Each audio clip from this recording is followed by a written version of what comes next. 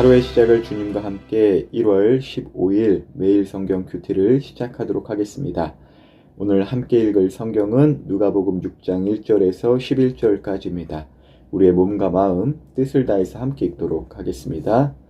안식일에 예수님께서 밀밭 사이로 지나가셨습니다. 제자들이 밀 이삭을 잘라 손으로 비벼서 먹었습니다.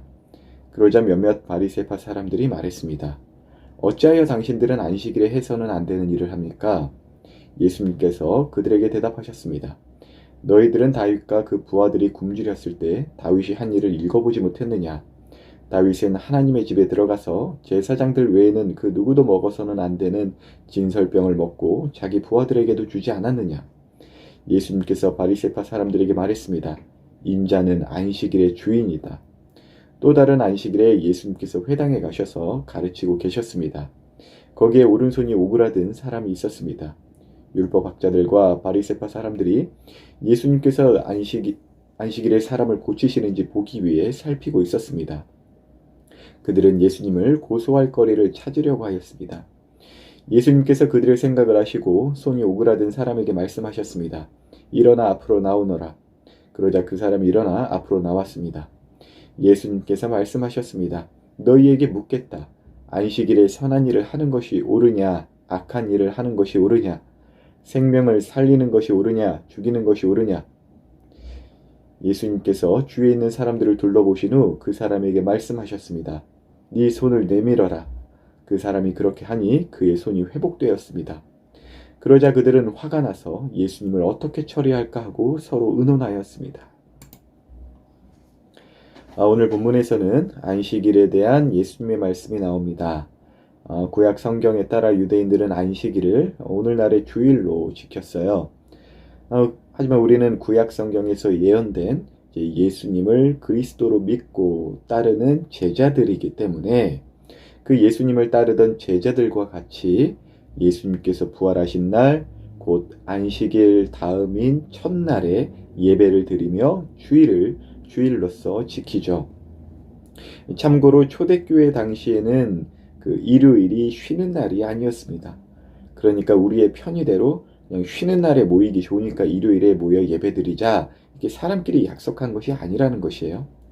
부활하신 주님께서 직접 제자들을 만나주신 그 날에 이제 우리는 모이는 것이고, 또 그 날이 일요일이었던 것입니다. 이 말을 왜 하냐? 이제 어떤 무리들은 이제 교회가 일요일에 모이는 것을 두고 율법을 어기는 것이다.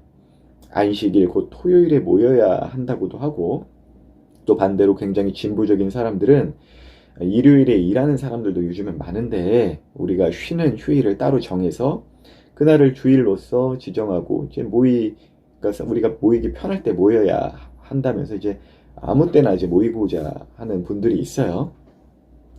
과연 무엇이 정답일까요? 사실 주님께서 부르시고 모이라고 하실 때가 정답이겠죠.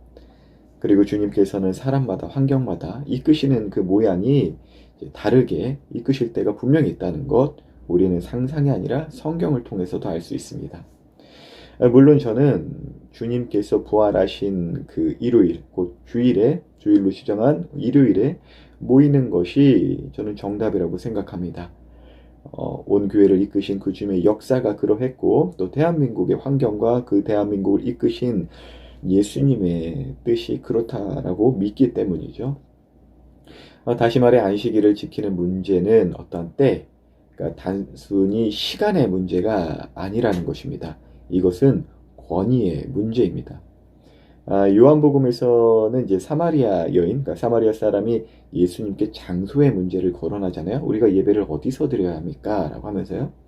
그때 예수님께서는 이제 장소를 말씀하지 아니하시고 바로 지금 사마리아 여인 앞에 계신 예수님을 만날 그때를 말씀하시며 진리와 영으로 예배를 드리라고 하셨죠. 오늘 본문에서 이제 바리새인들은, 그리고 유대 사람들은 시간의 문제를 거론합니다. 그러니까 오늘날도 이제 코로나19로 인해서 예배에 있어서 시간과 장소의 문제를 이제 막 거론될 때가 있잖아요. 그러면서도 이제 서로 의견이 달라요. 아까도 얘기했지만 다를 수 있죠. 저도 이제 정답이라고 하지만, 그러니까 일요일에 예배를 드려야 한다는 걸 정답이라고 이야기지만, 어떤 분들은 꼭 일요일이 아니어도 된다고 하실 수도 있고, 저희도 사실 예배를 일요일에만 드리는 건 아니잖아요. 그런데도 제가 무엇 때문에 정답이라고 표현을 쓰며 말했냐? 바로 어떤 시간과 어떤 그 결정된 것이 아니라 누구의 뜻과 마음에 따라 결정되었느냐, 곧 권위의 문제에 있어서 정답을 운운했던 것이에요. 오늘 본문을 보면은 예수님의 제자들이 배가 고파서 밀 이삭을 잘라서 이렇게 손으로 비벼서 먹었어요. 이것을 본 바리새인들에게는 사실 먹는 것이 문제가 아니었습니다.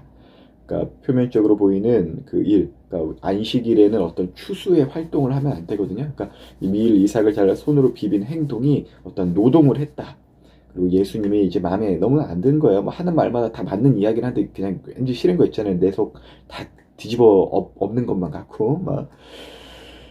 그래서 이제 주님의 권위에 대한 도전으로서 그 질문을 한 것입니다. 그러니까 왜 그러니까 바리새인들이 정한 우리가 생각하는 하나님의 뜻이 아니라 예수 30대의 모습이셨거든요. 네 마음대로 하는 이유가 뭐야? 이렇게 이제 도전하는 것인데 생각해 볼 것이 있어요. 우리는 이 지점에서 사실 딱 봤을 때 바리새인들의 그러한 모습은 사실 굉장히 이해가 되는 행동들입니다. 그러니까 우리는 예수님이 하나님의 아들이시고 그리스도이심을 믿기 때문에 또 많은 시간이 흐른 뒤에 존재하는 이제 현대를 사는 사람들이기 때문에 딱 이 장면만 딱 봐서는 어이 왜 저 바리새인들 교만하게 왜 예수님께 덤비냐 막 이렇게 생각하겠지만 우리도 만약 그 당시 사람들이었다라면 왜 하나님의 성전 혹은 바리새인들 하나님을 잘 믿는 그런 사람들이 정한 그 하나님의 뜻대로 하지 않고 함부로 저렇게 행동을 하는 것이지? 그리고 한편으로는 예수님도 하나님의 사람으로 보이긴 한데 저 사람의 저 행동의 정당성은 어디로부터 올 수 있을까? 분명히 어떤 그 합리적인 그리고 합당한 의심이 분명히 필요했다는 것이에요. 하지만 예수님도 직접 우리의 그러한 합당한 그리고 합리적 그 의심을 고려해 주시면서 예수님 마음대로 하는 것이 아니라는 것. 이것을 분명히 이제 바리새인들에게 또 현대 우리들에게 보여주고 계세요. 그러니까 우리도 생각해 보면은 서로 다른 믿음의 분량, 믿음의 분량 따라 하세요. 자원하는 마음으로 하세요 하는데 각자의 그 자원하는 마음이 서로 다를 때가 있고 믿음의 분량이 서로 달라서 막 의견이 일치되지 않고 과연 너도 하나님의 뜻이고 나도 하나님의 뜻인데 서로 달라. 그럼 그때는 무엇이 하나님의 뜻이고 또 어떠한 권위로서 결정되어야 하는지에 대한 분명한 기준이 있어야 한다는 것을 제가 말을 하는 것이에요.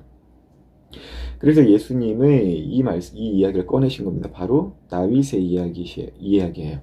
그러니까 바리새인들도 인정하는 그 하나님께서 세우신 왕 다윗이 제사장의 그 허락하에 율법을 어긴 듯한 행동을 했던 사건을 이제 꺼내어서 자신의 제자들의 행동을 옹호해 주시는 것이죠. 그러니까 요즘에 다시 말해서 판사들이 어떠한 사건을 판단할 때 이게 법으로만 판단되지 않을 때가 있어요. 그러니까 법과 어떤 법이 충돌되거나 할 때 그때는 과거의 사례들, 그러니까 과거에 이런 비슷한 사건들이 있었을 때는 과거의 판사들이 어떻게 판단했는지, 그러니까 그 판례라고 하는데 그 과거의 사례에 비추어 현재를 판단함으로써 판단의 그 정당성과 올바름을 세우는 것이죠. 그러니까 예수님께서 꺼낸 그 다윗의 사례는 바리새인들의 그 현재의 그 생각과 판단 그리고 예수님의 어떤 행동들을 판단해 줄 수 있는 더 큰 권위였기 때문에 그리고 그 이야기가 예수님의 행동을 올바르다 말을 해주고 있기 때문에 예수님은 어떤 율법을 어기신 것이 아니라는 것이죠. 그런데 또 생각해 봐야 할 것이 있는데 과연 그렇다면 현재를 판단해 줄 그 과거의 사례라는 것이 그것이 영원토록 올바른 것이라는 그 기준은 어디로부터 나왔는가예요. 그러니까 우리의 과거에 있었던 어떤 과거의 판단들이 항상 영원토록 올바른 것이라는 것은 또 위험한 또 이야기로 빠질 수도 있잖아요.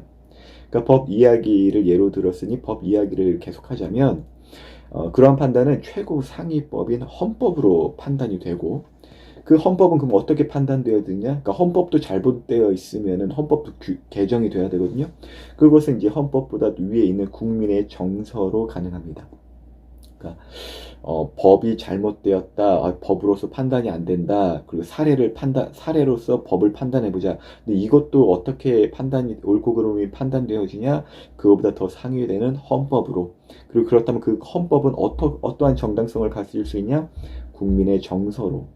이렇게 그 권위의 체계가 있다라는 것인데, 최고 상위법은 역시 민주주의이기 때문에 국민의 정서이기 때문에 그 국민의 정서로 인해서 헌법이 제정되어지고, 그 헌법에 제정된 헌법으로 법들과 어떤 조항들이 제정되어지고, 또 거기에 부딪히는 일들이 어떤 사례로서도 판단되어지만 그 사례들은 여전히 국민의 여론과 그 정서. 그래서 정치인들이 국민의 여론을 막 조장하는 게, 법을 바꿀 수는 없잖아요. 법을 제정하는 이제 국회의원들이 법을 제정하려면 국민의 힘이 필요하거든요. 그렇기 때문에 이제 그런 것들이 요즘 현상들이 있는데, 하나님 나라에서는 그렇다면 이 헌법, 하나님 나라에서 헌법은 바로 하나님의 사랑, 하나님 사랑, 이웃 사랑이에요. 그런데 이 하나님 사랑, 이웃 사랑을 제정하신 그 하나님의 정서, 그 하나님 나라의 정서는 무엇인가? 그리고 그 정신과 중심에 따라서 각종 이 땅에 벌어지는, 그리고 교회에서 벌어지는 각종 사례들과 법들이 판단되어질 수 있다라는 것입니다. 그래서 오늘 본문에 보면은 바리새인들이 이제 예수님께 이제 시비를 걸어요. 이제 책을 잡으려고.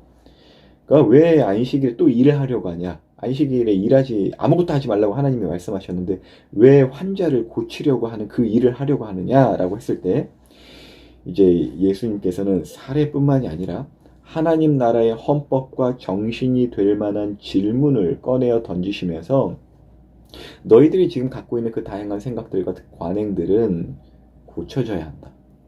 뒤집어져야 된다.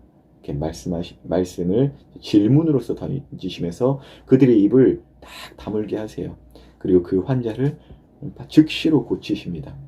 그런데요, 여기서 우리가 정말 점점 더 중요한 거 또 생각해 볼 문제를 계속 제가 짚어드리는데, 이 부분에서 예수님은 참 인격적이시고 참 친절하시다는 것이에요. 왜 그런 생각이 드냐? 그러니까 바리새인들의 생각과 관행들을 무조건적으로 무시하지 않으셨어요. 그러니까 그 원래에 있던 잘못된 법이지만 그것을 무시하면서 자기 마음대로 행하지 않으셨어요. 그러니까 올바른 법을 제정하시기 위해서 현재 법을 무시하는 그런 무례함이 없으셨다라는 것이에요. 이제 그 장면이 어떤 장면이냐? 예수님께서는요, 다른 것을 요구하지 않으셨어요. 환자에게 그냥 손을 내밀라 하셨고요. 그 손을 내밀자마자 즉시로 병이 고쳐졌어요. 그러니까 예수님은 노동을 하지 않으셨어요. 바리새인들이 표면적으로 판단하고 그 마음의 부대낌을 일으킬 만한 어떤 행동들은 하지 않으시면서 하나님의 정신, 하나님의 뜻을 이루신 것이죠. 그러니까 손을 내미는 행위는 바리새인들의 그 법에 어겨지는 행동이 아니었고, 또 예수님께서 뭐 약물을 치료하거나 수술로서 막 주문을 외우시면서 막 그렇게 하지 않으셨어요. 왜냐하면 바리새인들이 그런 것이 법을 어기는 것이다, 막 그런 생각을 갖고 있었기 때문에. 그래서 예수님은 손을 내밀라라는 그 말씀과 함께 즉시로 그냥 고쳐지는 역사를 보여주세요. 그리고 하나님께서는 이 안식일에 사람을 이렇게 치료하고 구원하는 것이 하나님의 정신이자, 이것이 하나님 사랑, 이웃 사랑이라는 하나님의 나라의 헌법이자, 이 헌법 아래에서 다시 너희들의 그 다양한 생각들은 교정되어야 할 것이다 라고 하시면서 오히려 하나님 나라의 율법을 완성시켜 주신 것입니다. 우리 친구들은 청소년 시기를 겪고 있습니다. 그 시기를 질풍노도의 시기라고도 해요. 그러니까 그 시기는 이제 기존 사회, 또 어떤 어른들의 불만, 어른들도 분명히 잘못을 하거든요. 그들을 향한 어떤 불만이 가득한 시기이기도 해요. 근데 그 불만이 단순히 그냥 반항기 많아서 이거 아니라, 여러분들도 여러분 나름대로의 그 올바른 생각, 기준들이 있기 때문에 그 기준에 비춰본다면 기존 사회나 어른들이 정말 마음에 들지 않아서 반항을 일으킬 때가 있거든요. 그래서 우리 청소년 친구들이 성경을 읽다 보면 예수님의 오늘 본문을 보면 어떻게 보면 기존 사회에 대한 반항적인 행동들을 하시잖아요.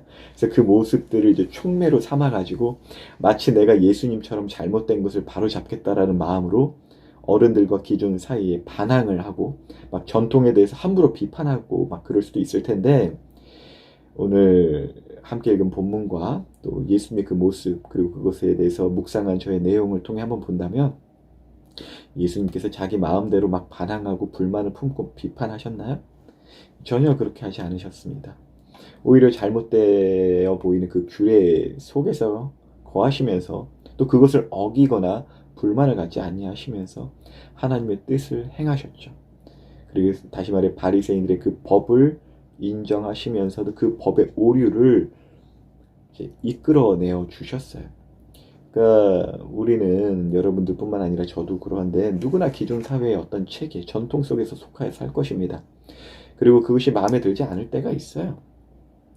그런데 그 불만이, 물론 이제 올바른 것을 위한 정당한 분노일 수도 있긴 하겠지만, 그 분노가 법을 어기면서까지 실행되어야 할 것은 절대 아니라는 것입니다. 오히려 그 잘못된 법 안에서도 하나님의 뜻을 드러내는 지혜로서 잘 다스려져야 할 것입니다. 여러분의 그 시기에 있어서의 느껴지는 그 반항심들, 세상에 대한 그 반항들, 그것들이 오히려 하나님께 대한 순종으로 나타내야 한다는 것이죠. 그것이 바로 예수님의 세상을 바꾸는 힘이었습니다. 오늘도 이렇게 주님과 개혁하는, 이왕 반항할 거 그 반항심, 세상이 뭐 같냐, 아 진짜 세상 못 같네, 막 이런 마음 들 때, 세상법이 아니라 그럼 예수님 법, 하나님 뜻대로 사는 그 반항심을 한번 그렇게 방향을 바꿔보면 참 멋질 것 같아요. 우리는 개혁주의 개신교잖아요. 오늘도 주님과 개혁하는 하루가 되시길 예수님의 이름으로 축복합니다.